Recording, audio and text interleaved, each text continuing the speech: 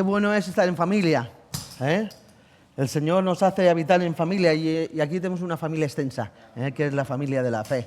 Y qué bueno es que juntos estamos delante del Señor, que el Señor nos ha rescatado, que nos ha dado un propósito, que somos suyos. Aunque a veces no vemos cuáles son los propósitos del Señor para nuestra vida, pero más allá de lo que a veces veamos o no veamos, el Señor los sigue teniendo para nosotros y Él nos los quiere revelar.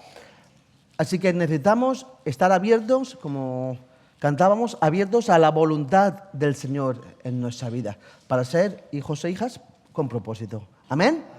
Como decía Ariel, se nos acaba agosto, pero el calor no se va, ¿eh? Aquí sigue dando guerra, ¿de acuerdo? Bueno, ya se irá, no os preocupéis, ya se irá, hay que ser paciente. En esta vida hay que tener mucha paciencia para todo, ¿eh? Y cuanto más mayor te vuelves, como yo, no de tamaño, sino de edad, perdón, sí, también de tamaño ancho, sí, pero no de alto, ¿de acuerdo? Te das cuenta que necesitamos tener mucha paciencia y confiar en el Señor en todas las áreas de nuestra vida. Os invito a abrir vuestras Biblias en el libro de Nehemías, ¿de acuerdo? Nehemías, hoy vamos a leer unos cuantos versículos. Vamos a leer el capítulo 1 y vamos a leer 9 versículos del capítulo 2. Así que vamos a trabajar, ¿de acuerdo? Vamos a prestar atención porque no van a ser 2 o 3 versículos, sino van a ser unos cuantos, pero más que nada es para que nos pongamos en situación de lo que está pasando en este momento. Y vamos a ello. Dice así la palabra del Señor. Palabras de Nehemías, hijo de Alcalías.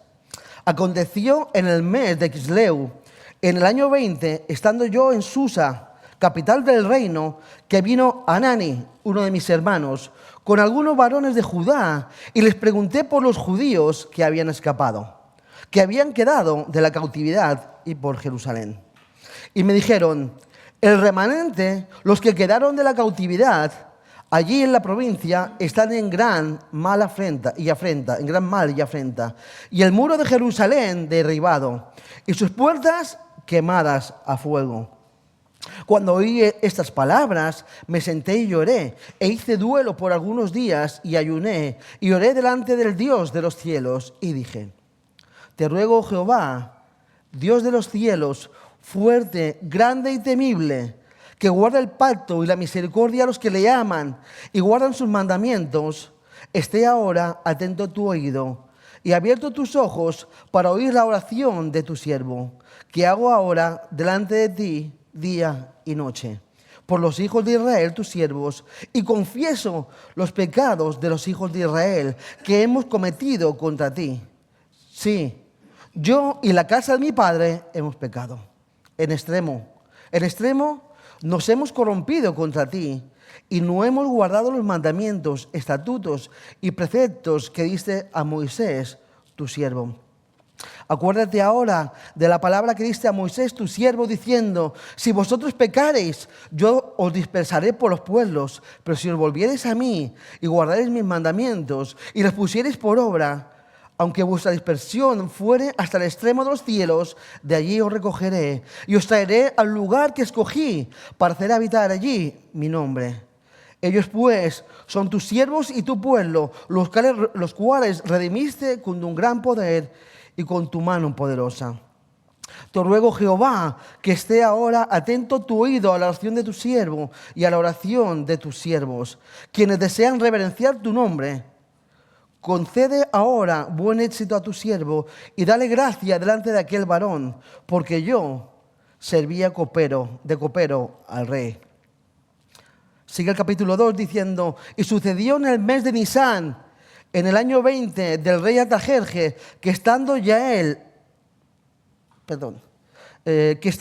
vino delante de él, tomé el vino y lo serví al rey.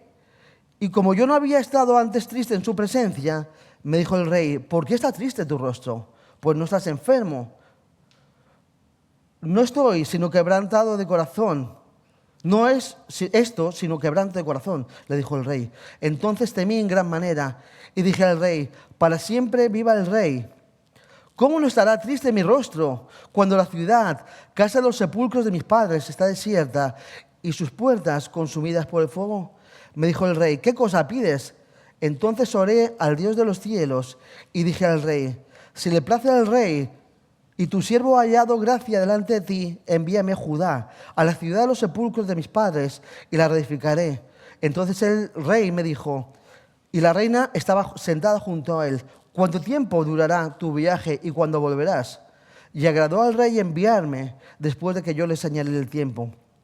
Además dije al rey, si le place al rey que se me den cartas para los gobernadores al otro lado del río, para que me afranquen el paso hasta que llegue a Judá, y carta para Asaf, guarda del bosque del rey, para que me dé madera para enmaderar las puertas del palacio de la casa y para el muro de la ciudad y la casa en la que yo estaré. Y me lo concedió el rey, según la benéfica mano de mi Dios sobre mí. Vine luego a los gobernadores del otro lado del río y les di las cartas del rey. Y el rey envió conmigo capitanes del ejército y gente a caballo. Pero oyéndolo Sanbalat, Horonita y Tobías, el siervo amonita, les disgustó en extremo que viniese alguno para procurar el bien de los hijos de Israel. Hasta aquí la palabra del Señor. 20 versículos hemos leído. Querida familia, el pueblo de Israel, el pueblo de Judá, había sido deportado.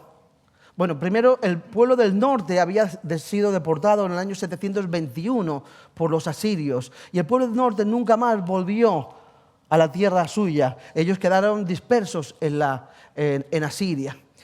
Pero tenemos una segunda deportación que tiene que ver con el pueblo del sur, con el pueblo de Judá.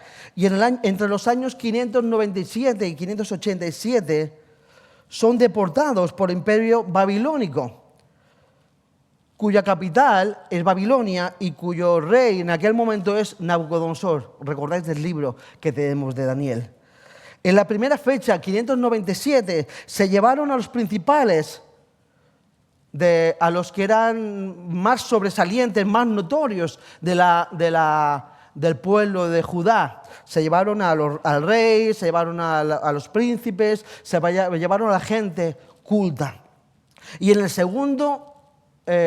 segunda deportación, año 587, se llevaron al resto del pueblo, unos 2 millones de personas que se fueron para Babilonia.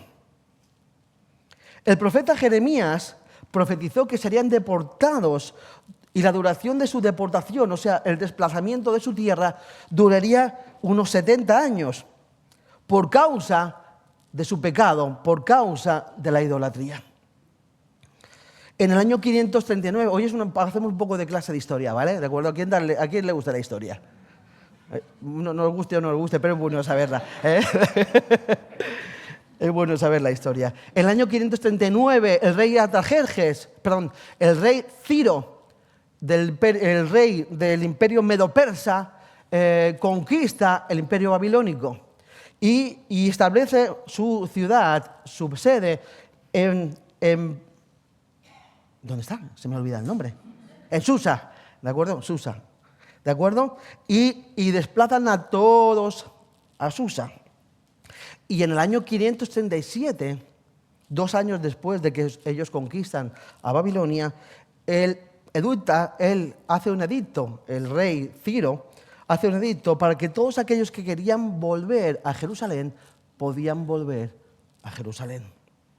Y de ahí empiezan los regresos del pueblo del Judá hacia Jerusalén. Y tenemos 3 regresos. Uno capitaneado por Zorobabel, que era un príncipe del pueblo, entre los años 537 y 520. Y ahí construyen el templo.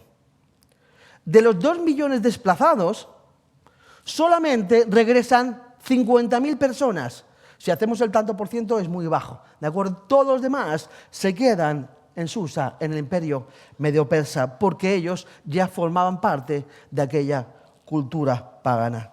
El segundo regreso está capitaneado por Esdras, que era un sacerdote sobre el año 500. Y él regresa para poder poner orden a aquellos que se habían ido 30 años antes porque vivían dando culto a los dioses paganos. Entonces el sacerdote dice, vamos de nuevo, porque justamente nos deportaron de aquí por ser desobedientes a Dios, por la idolatría, no va a ser que nos pase lo mismo. Entonces vuelve a poner orden para que se vuelvan al Dios suyo. Y en el último regreso, en el de Nehemías, que es el que nosotros vamos a hablar esta mañana, año 455 o 430, él vuelve a la tierra para construir el muro. O sea, habían construido las casas, habían construido el templo, pero la ciudad estaba sin murallas. Y sin murallas ya sabéis que una ciudad tiene poco futuro. Así que en esta mañana, después de esta introducción, quisiera hacer un acercamiento a 3 características de Nehemías, que fue un hombre que no se limitó con tener un estatus en el lugar donde se encontraba, sino que fue un instrumento para poder traer bendición a su pueblo y que no viviesen más en vergüenza como estaban viviendo. Así que lo primero que notamos, el primer aspecto que notamos es que Nehemías oye las noticias de los que habían venido, los versículos 1 a 5, que se habían venido de Jerusalén, oye las noticias con apertura de corazón. Dice que Hanani vino con unos cuantos de Jerusalén, de algunos hombres de Judá, y dice que les hablaron, les dijeron que Israel, que Judá estaba en oprobio. La gente estaba mal por causa de los enemigos que se reían de ellos, que les atacaban, y entonces oyó las noticias de su hermano Hanani y de los 2 varones con mucha atención. Prestó atención a aquello que ellos le decían.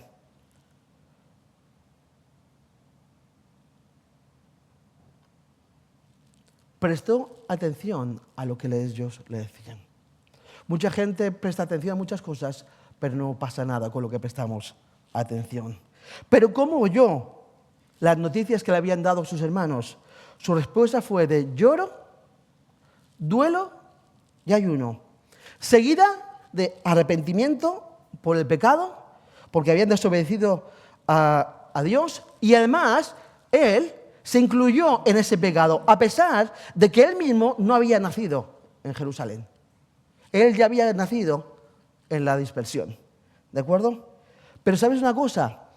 Dios usa a las personas que en primer lugar se han dejado tratar por Él, por aquellos que que son sensibles a Dios por causa de las circunstancias que puedan acontecer, tanto personales como alrededor suya, pero aquellas personas que no son abiertos, que no están abiertos, son insensibles a las situaciones que nos suceden al lado, no se pueden usar, no pueden ser usadas por Dios. Vivimos en un mundo donde estamos en constantes malas noticias, ¿de acuerdo? Malas noticias por todos lados, ¿de acuerdo? Hay personas que deciden no ver más el telediario, porque si vas a ver el telediario, ¿qué sucede de malo en el telediario? Para una buena noticia, que ya ni el tiempo te da buenas noticias, ¿eh? Calor. Para una buena noticia, el resto son malas noticias. Y hay personas que no ven el telediario para no recibirlas. Pero es una cosa, las malas noticias puedes no verlas en el telediario, pero están en tu casa, alrededor tuya, en ti mismo, están por todos lados. Y el no recibirlas no quiere decir que tengamos que hacer, como dicen, que es un mito urbano que las avestruces meten la cabeza en el suelo, ¿de acuerdo? Para no verlo, no meten la cabeza en el suelo, se rompería el pico, ¿de acuerdo? ¿Vale? No. Pero hay veces que hay personas que quieren hacer esto, esconderse y no recibir esas malas noticias. ¿Sabéis? Estamos tan acostumbrados a ellas, las malas noticias, que cuando vemos tanto dolor, lo único que nos hacemos nos emocionamos y decimos, wow, qué mal, tanto desastre. Los fuegos ahora, bueno, es que siempre podemos decir muchas cosas, ¿no? Que si la guerra, que sí. Pero ¿sabéis una cosa? Recibimos todo esto, nos emocionamos, nos entristecemos, pero a los 10 minutos ya volvemos a nuestro propio camino. Volvemos a nuestro propio destino. No hacemos como hizo Nehemías, duelo, lloro. Y tú puedes decir, ¿y de qué sirve hacer todo esto? Yo te pregunto, yo te voy a decir de qué no sirve hacer todo esto. Nos convierte en personas insensibles a lo que Dios quiere hacer en nosotros y a través de nosotros. Y estamos llamados a ser personas abiertas a lo que Él quiere hacer en nuestra vida. A veces pensamos que las personas que viven en el mundo, que no conocen del Señor, aunque nosotros también vivimos en el mundo, pero aquellos que están alejados del Señor, muchas veces están cosechando lo que ellos han sembrado. Pero recuerda que tú y yo estábamos ahí también y recogíamos lo que sembrábamos. Vivimos en un tiempo donde Satanás es el rey y está suelto. Y no hace más que otra que enceguecer a este mundo. El ser humano es responsable. Es responsable. Los seres humanos somos responsables de nuestro pecado. Pero somos las víctimas de Satanás, ¿me entendéis? Nosotros somos responsables de las decisiones que tomamos, pero el enemigo siempre toma ventaja de las personas, porque es mucho más grande que ninguno de nosotros. Si no dejamos que el Espíritu de Dios cambie nuestros corazones, nuestros paradigmas, y estemos abiertos a lo que Él nos quiere hablar, no habrá transformación en nuestro interior para ser sensibles a lo que Él quiere. Amar a lo que Él ama, llorar por lo que Él llora y alegrarse por lo que Dios se alegra. Déjame que te pregunte, esta pregunta me hice yo ayer y me pegó súper fuerte. ¿Cuándo fue la última vez que hemos orado y ayunado por alguien que no seamos nosotros? ¿Cuándo? O nuestras circunstancias. ¿Cuándo ha sido la última vez que hemos orado por alguien que no es de nuestra comunidad de fe, de nuestra familia o de nuestra congregación?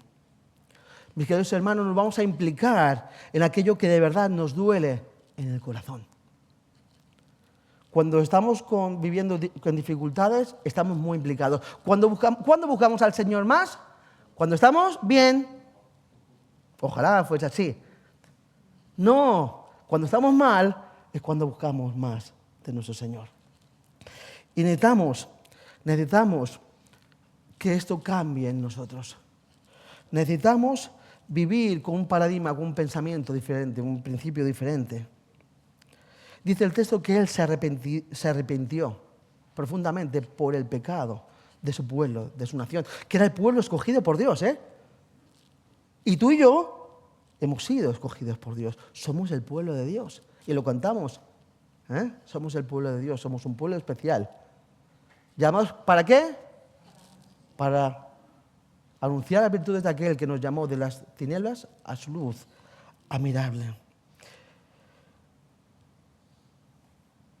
Él se arrepintió por ellos y por Él mismo. En el tiempo que nos ha tocado vivir, déjame que te pregunte, ¿hay algo por lo cual nos tengamos que arrepentir nosotros? Puede ser que en cierta manera nosotros seamos como el pueblo de Israel. ¿Por qué había sido expatriado el pueblo de Israel? Por la idolatría. Puede ser que nosotros, en cierta manera, seamos como ellos, que construimos dioses personales, no de metal, no de madera, no de escayola. Y que nuestro corazón se va en pos de ellos, inclinan nuestro corazón a ellos. Podría ser un estatus, salud, podría ser comodidad. Y que impiden que nosotros podamos estar abiertos a lo que Dios quiere. ¿Hay algo por lo cual nosotros tenemos que arrepentirnos? Yo sí. Y creo que tenemos que arrepentirnos. Y arrepentirnos no tiene que ver con el lloro. Arrepentirnos tiene que ver, aunque también puede haberlo, ¿no? Pero arrepentirnos tiene que ver con el cambio de dirección. Tiene que ver con cambiar nuestra manera de vivir. Jesús advirtió a los suyos y les dijo, no os hagáis tesoros en la tierra. ¿Dónde? Donde la polilla y el orín lo corrompen, donde los ladrones lo minan y lo hurtan. Haceos tesoros, ¿dónde? En el cielo. Necesitamos pedir al Señor que nos ayude a ser sinceros delante de Él. ¿Sabes una cosa? El Señor nos ve y sabe lo que le decimos. A veces lo que le decimos no, con la boca o con lo que confesamos con nuestra mente cuando estamos orando, no va en consonancia con nuestro corazón.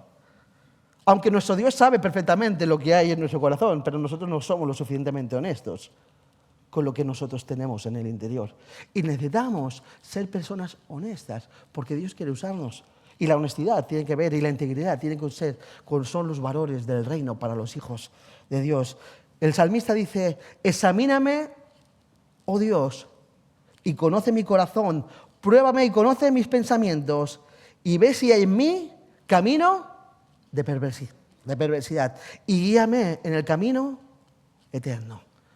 Guíame en una manera diferente de vida.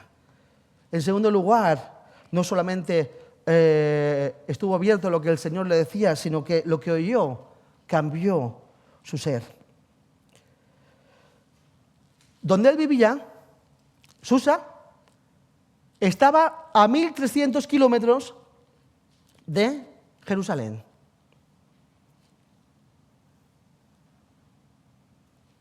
Él había prestado oído a lo que le había dicho Anani y los varones de Judá. Él se había arrepentido, él había llorado, él había orado. Él estaba en un lugar que era lejos de su casa. Aunque puede ser que hubiese nacido ahí, no lo sé. O hubiese sido deportado a Babilonia. Pero Nehemías tenía otra patria. Nehemías vivía en una patria desplazado, como inmigrante. Pero a pesar de estar lejos físicamente, no le impedía estar implicado totalmente en espíritu, alma y cuerpo por su tierra, por su gente. Y oró para que pudiese volver a él.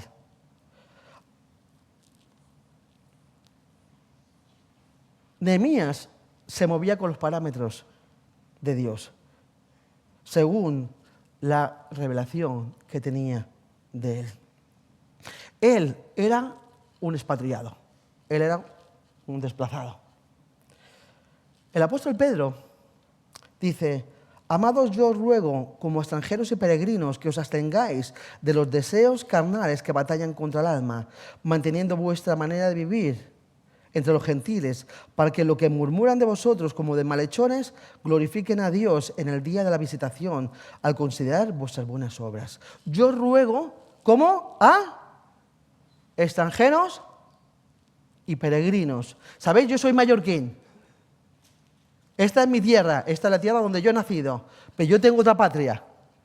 ¿De acuerdo? Soy un mallorquín celestial. Argentino celestial, ecuatoriano celestial, lo que sea celestial, es lo que somos. Estamos aquí de paso, todos. Y nuestra patria está con el Señor.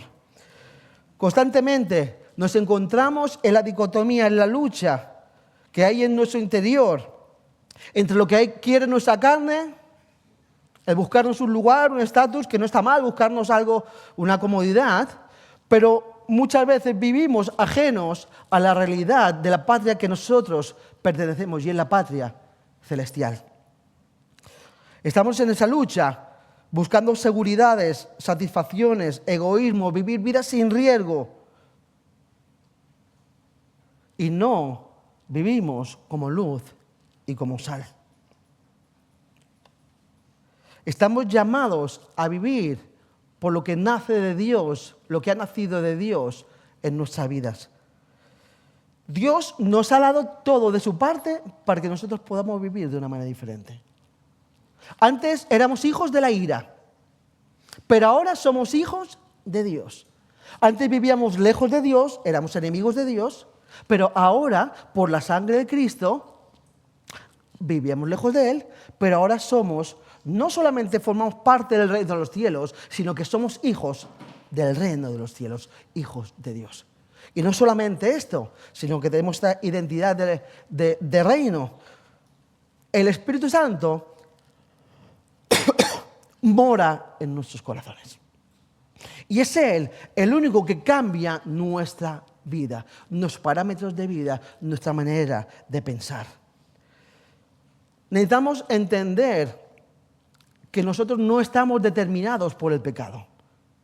Determinados, me estoy refiriendo, aunque el pecado mora en nosotros, no estamos determinados por el pecado, no estamos solamente decir, bueno, me viene una tentación y solamente la única objeción frente a esa tentación es pecar. No estamos determinados a pecar. Jesús, por su sangre, por la presencia del Espíritu Santo, nos ha dado la libertad para vivir de una manera diferente, con una nueva identidad. Y necesitamos entender que hay una nueva identidad en nosotros. Nehemías entendía que vivía en Susa, en el imperio medo-persa, pero que él era de otro reino. Aunque vivía en un mundo hostil, él vivía para el otro reino. Él era mucho más que un copero. Nehemías era mucho más que un copero. Un copero era un funcionario del gobierno del rey. Los coperos asistían al rey en las comidas sirviéndoles el vino. Eran personas de mucha confianza que a veces actuaban como consejeros del rey. Él podía haber permanecido en la capital del reino, ya que era un hombre bueno, honrado y honesto. Pero él nunca se hubiese quedado allí, nunca hubiese aparecido en el libro, en la palabra del Señor. Jamás hubiésemos podido aprender de lo que Dios quiso hacer con él y a través de él. Jamás tendríamos Nehemías. Pero él fue alguien que tenía claro que era algo más que un copero.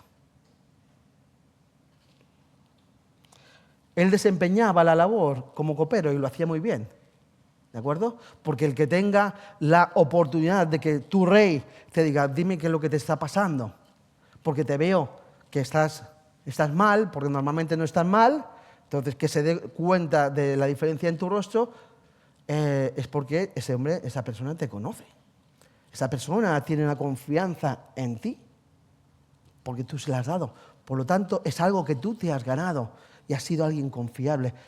Nehemías había sido alguien confiable y por eso el rey lo vio y vio que lo que le estaba pasando, él lo sirvió de la mejor manera que él podía. Igual que nosotros, estamos llamados a servir en el lugar donde estemos de la mejor manera. No podemos vivir como unos, no sé si entendéis la expresión, escaqueados. Escaqueados es una persona que se esconde, se va al baño cuando hay trabajo, ¿de acuerdo? Cuando ve un par de palés que llegan y dice, No, esas cosas pasan, pero no a los cristianos de esta iglesia, ¿de acuerdo? Porque todos somos fuertes e implicados. No lo podemos revivir como lo rehuía él. Y entonces eso le dio gracia delante del rey Artajerjes. Y Artajerjes le dio todo lo que él necesitaba. Él estaba implicado en el reino de Medo-Persa, pero su devoción no estaba con los seres humanos. Su devoción le pertenecía ¿a quién? A Dios. Su corazón le pertenecía a Dios. Por eso estamos contando esta historia, por eso estamos predicando esto, porque él permaneció abierto a lo que él quería, lo que el Señor quería para su vida. Y él no se conformó con estar en aquel lugar tranquilo. ¿Sabéis? Él podría haber dicho, ¿para qué me voy a desplazar 1.300 kilómetros? Y no voy a ir en avión. No voy a dice que iba en un burro. Bueno, ya iba en un burro, no iba caminando, pero bueno. Pero un burro no es un coche, ¿eh? Ni los caminos de antes son los caminos de ahora, ¿de acuerdo? ¿Para qué me voy a buscar problemas con la gente? Que además, si ellos tienen problemas, porque que la gente de allí se está metiendo con ellos, como Tobías y Sanbalat, que es que yo voy a ser diferente y no me van a decir nada, pues no, pues igualmente me va a pasar lo mismo. Y él se desplazó, se movió, porque no podía permanecer ajeno a lo que Dios quería hacer en él y a través de él para poder bendecir a su pueblo. El Señor lo movilizó de su seguridad del reino, de sus seguridad de palacio, al lugar donde Él lo quería llevar. Y mi querido hermano y hermana, quiero decirte en esta mañana que la seguridad que nosotros tenemos en Dios se convierte en incomodidad. Nuestra seguridad es aquello que nosotros controlamos. Pero cuando nosotros le decimos sí a Dios, nos va a mover de nuestra seguridad para que podamos obedecer su voluntad. Y la voluntad del Señor no tiene que ver con comodidad, tiene que ver con desplazamiento, tiene que ver con obediencia, tiene que ver con ser útiles. No estar sentados en el trono, en el sofá de nuestra casa viendo Netflix. No, eso es comodidad, o lo que queremos que ver, o la telenovela, o el partido de fútbol, o de básquet, o lo que sea, o el scroll infinito del móvil. No estamos llamados a vivir en comodidad, estamos llamados a vivir en la incomodidad de Dios, porque los que están incomodados por Dios son los únicos que pueden ser útiles al reino del cielo. ¿Amén? Necesitamos creer que lo que el Señor tiene es lo mejor para nuestras vidas. Necesitamos dejar las muletas de la seguridad para poder abrazar lo que Dios quiere para nuestras vidas. Él estaba en aquel mundo, pero no era de este mundo, de aquel mundo. Tenemos esta identidad que nos llama a movilizarnos, a ser de una manera diferente, a vivir. Estamos en Babilonia, estamos espiritualmente hablando, en un mundo donde está el ser humano cada día más lejos de Dios. Cada día los principios del reino de los cielos están siendo desechados y descartados por casi todos los países. Incluso aquellos que han nacido, tienen sus propias raíces, sus primeras raíces en el cristianismo. Y por último, él respondió a lo que Dios le habló. Le dice, si le place el rey y tu siervo ha hallado gracia delante de ti, envíame a Judá. Entonces le da las fechas que se va a ir, y no solamente le da las fechas que le va a ir, sino que además le dice al rey, mira, rey, ¿sabes qué? No solamente me voy a ir, es que necesitaría que me echase un cable, ¿vale? Esto ha nacido de mí, pero necesito que seas tú el pagano, ¿de acuerdo? El que pague toda esta expedición. ¿Y el rey qué hizo? Dijo, no te preocupes, te lo doy. Y entonces vemos como Nehemías planificó. Él se adelantó a los posibles contratiempos que se podían encontrar en el camino. Valoró, previó lo que podían necesitar para llevar a cabo, para poder hacer la obra que estaba delante suya. Buscó recursos para llevarlas a cabo. Mis queridos hermanos, Dios y planificación no están reñidos, ¿de acuerdo? La planificación es buena, ¿está claro? ¿De acuerdo? Hay gente que no le gusta nada, dice, esto no es espiritual planificar. Dicen, no es espiritual planificar nada. El Espíritu Santo nos moverá de aquí para allá, ¿de acuerdo? Y te digo una cosa, Dios es soberano para hacer lo que Él considera hacer. Pero si tú tienes intelecto, ¿tenemos intelecto? Sí, ¿de acuerdo? ¿Para qué es ese intelecto? Pues para ponerlo a trabajar. Y tiene que ver con nuestra parte de planificar. Planificar. Estamos llamados a planificar para el reino de los cielos, para construir el reino de los cielos. Constantemente nos encontramos planificando cosas para casa, ¿no es así? Voy a hacer esto, no decimos esto, después si lo hacemos o no ya es otra cosa, ¿no? Voy a hacer esto, voy a hacer lo otro, voy a poner una pared, voy a poner una puerta, una mesa, vamos a ahorrar un poquito de dinero para irnos de vacaciones. Eso es planificación, ¿de acuerdo? Que nos gusta. Pero muchas veces lo que planificamos no lo llevamos a cabo.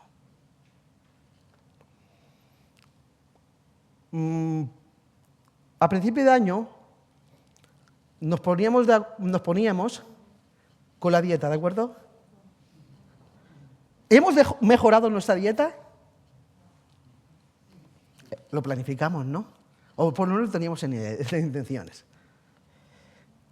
¿Hemos implementado el ejercicio que decíamos que íbamos a hacer? Sí, el del codo, ¿no? Ahora como más que antes. ¿Han disminuido nuestras horas de internet? ¿De uso de internet? ¿O de las redes? Por otro lado, esto es lo natural, ¿no? O sea, yo me propuse pasar más tiempo con mis hijos y con mi esposa, tiempos de calidad, de poder hablarnos y vernos a los ojos los unos a los otros y tener algo que decirnos. ¿Ha mejorado eso? ¿Aquello que planificamos? Necesitamos planificar. ¿Qué hay de los aspectos espirituales? Que dijimos, 1 de enero, Señor, este año a tope. Génesis 1, 1, 2 y 3. Hoy voy a leer 1, 2 y 3. Aunque solamente me pone el plan que hoy tenga que leer 2 capítulos, pero a tope. ¿Planificamos? ¿Qué hay sobre el ayuno? Señor, este año vamos a ayunar. Porque hay muchas cosas por las cuales ayunar, para que el Señor intervenga. O de la oración. O de formar parte del grupo de hogar, pero no formar como titulín, ¿vale? Perdón, titulín. Como que somos integrantes, sino asistir. Formar parte de una manera real. O no solamente decir, voy a ir con mi familia de la fe los domingos a estar juntos. Siempre. O siempre que pueda, ¿no? Y a veces cualquier cosa que viene se convierte en una excusa perfecta para no ir. Hoy hemos quedado con hoy hace mal tiempo, hoy hace buen tiempo, hoy estoy cansado, hoy estoy demasiado bien. Siempre, planificando. Pero una cosa te digo, las intenciones no valen para nada si no se llevan a cabo. ¿Estamos de acuerdo? Yo puedo tener tantos deseos en mi vida bonitos y decir, qué bueno soy planificando. Y son buenas cosas. Pero necesitamos plasmar del mundo de las ideas, de los deseos, al mundo real, al mundo de las acciones. Y Nehemías, después de todo esto, de escuchar, de orar, de ayunar, de arrepentirse, de planificar, dice que él dijo, heme aquí, no lo dijo con esas palabras, de voy a ir yo. En su oración, Nehemías se convirtió la respuesta. Nehemías se convirtió la respuesta a su oración. Se movilizó y se arregló para cumplir con su cometido. ¿Sabéis una cosa? Y ya con esto acabo. El verbo, la acción es el verbo favorito de Dios. ¿De acuerdo? La acción, dice la Biblia, de tal manera pensó Dios que amaba al mundo, que dijo, voy a hacer algo por ellos. No. Dice, de tal manera amó Dios al mundo que ha dado acción. Después del Evangelio de Juan, hay un libro que se llama La doctrina de los apóstoles. O se llama Los pensamientos de los apóstoles. O el compendio de los apóstoles. No, se llama ¿qué? Los hechos de los apóstoles. Las acciones de los apóstoles. Nosotros podemos pasar la vida lamentándonos que no funcionan las cosas, que no nos van bien las cosas, que tenemos un montón de impedimentos para poder avanzar. Pero si nosotros no pasamos al campo de la acción, nos vamos a quedar en el lugar donde nosotros estamos siempre. Si yo decido venir en tren de Palma a Inca y me pongo en el andén al lado del vagón y le digo, bueno, como yo sé que tú vas a Inca, pues ves para allá. Si yo no me subo en el tren, ¿qué va a suceder? Voy a tener todos los mejores deseos de venir a Inca, Pero si yo no me subo en el tren, no voy a venir hasta aquí. Y en la vida, si nosotros no nos movemos, no vamos a ningún lugar en todos los aspectos de nuestra vida. Y necesitamos tener esto presente. Dios quiere y busca hijos e hijas que le oyen a Él, que están abiertos a lo que Él le está diciendo. No solamente que cuando oyen, porque están abiertos, dice, mira qué bien, sino hijos e hijas que de lo que oyen hace algo dentro de ellos, les mueve interiormente. Y por último, que lo que les mueve interiormente se lleva a cabo en su acción diaria. ¿Sabes, querido hermano y hermana? Hay un mundo que cada día se aleja más de Dios. Vivimos un mundo cada día más lejano de Dios. Que no seamos nosotros los que también se alejan cada día más con la corriente de este mundo de Dios, que es muy fácil que esto sea así. Os lo digo por propia experiencia. Qué fácil es caer en la desidia, qué fácil es caer en la comodidad, qué fácil es decir, qué pereza. Para mí el fin de semana la palabra pereza es la más favorita. ¿Sabes que tengo? La palabra más favorita. ¿Qué pereza tengo? No, mis queridos hermanos, no digamos esto. Digamos, Señor, en tu nombre me pongo las pilas. Te oigo, te escucho, lo adquiero, lo vivo y lo llevo a cabo. Ya está, así con esto acabo. Había una joven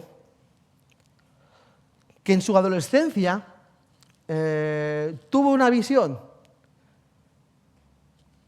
Dios le habló, era una joven misionera, que se llamaba Agnès, y tuvo la visión, dijo, voy a construir un orfanato para niños. Y fue a la iglesia, porque tenía 3 céntimos, 3 centavos, fue a los principales de la iglesia, le dijo, mira, quiero construir un orfanato. Y él dijo, y tengo todo esto, 3 centavos. Dijeron, ¿dónde vas a ir con 3 centavos?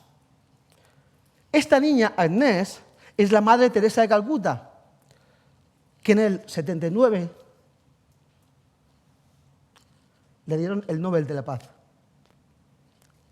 Y dijo lo siguiente, cuando le preguntaban, ¿cómo puede ser que tú hayas destacado así? Porque es muy fácil caer en la mediocridad.